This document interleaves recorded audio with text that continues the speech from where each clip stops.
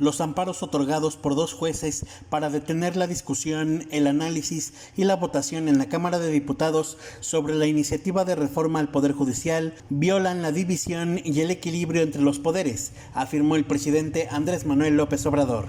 No quieren que elijan los mexicanos, los ciudadanos, a los jueces y en su desesperación, además, actuando de manera irresponsable y contradictoria, se atreven a promover acciones que invaden las facultades del Poder Legislativo, pero además violan la Constitución. Imagínense, el Poder Judicial, que tiene como encargo cuidar el apego estricto a la Constitución, a las leyes, se convierte en el más tenaz violador de la Constitución y de las leyes, expuso el mandatario federal. En conferencia de prensa matutina, explicó que estas medidas ilegales evitarían que la reforma al Poder Judicial se envíe a los congresos estatales para su votación y aprobación, tal como establece el artículo constitucional 135.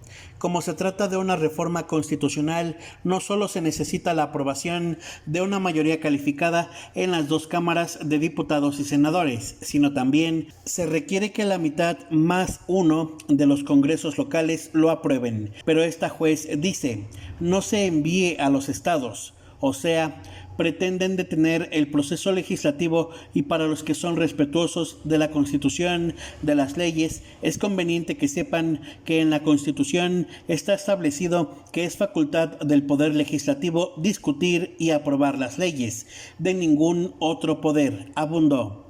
También expuso, este artículo estipula las funciones del Poder Legislativo en cuanto a reformas a la Carta Magna, así como su procedimiento. La presente Constitución puede ser adicionada o reformada. Para que las adiciones o reformas lleguen a ser parte de la misma, se requiere que el Congreso de la Unión, por el voto de las 2/3 partes de los invitados presentes, acuerde las reformas o acciones y que éstas sean aprobadas por la mayoría de las legislaturas de los estados y de la Ciudad de México. El Congreso de la Unión o la Comisión Permanente, en su caso, harán el cómputo de los votos de las legislaturas y la declaración de haber sido aprobadas las adiciones o reformas. En tanto, el artículo 61 de la Ley de Amparo determina que los juicios son improcedentes contra adiciones o reformas a la Constitución Política de los Estados Unidos Mexicanos. Es la Constitución, es la Ley de Amparo y además, como estos temas en algún tiempo ya se trataron en la Suprema Corte, ya hay lo que se conoce como jurisprudencia, ya se ha debatido sobre esto y hay 2 jurisprudencias, o sea, no funciona el juicio de amparo, que es lo que están haciendo estos jueces, argumentó el jefe del Ejecutivo. Reiteró que por esta y otras razones es necesaria la reforma al Poder Judicial a fin de asegurar justicia al pueblo tras décadas de influyentismo y nepotismo. El Ejecutivo propone elegir con voto libre, secreto y directo a jueces, magistrados y ministros, como sucede en los comicios para decidir presidencias municipales, diputaciones locales y federales, senadurías, gubernaturas y la propia presidencia de la República. Los jueces van a saber a ciencia cierta que son representantes del pueblo, que le deben su cargo a los ciudadanos, no a grupos de intereses creados, y esto va a ayudar mucho para que se imparta justicia con honestidad y se vaya limpiando el Poder Judicial, que desde hace mucho tiempo se empezó a corromper porque no solo era el influyentismo, sino ya los que llegaban al Poder Judicial formaban grupos y está demostrado que está lleno de familiares. Es el poder con más nepotismo de los 3 poderes. Trabajan esposas, hermanos, hijos, sobrinos, papás, mamás. Parece el DIF. Es el poder de la familia, puntualizó. Es bastante la corrupción. No se atiende al pueblo que exige justicia.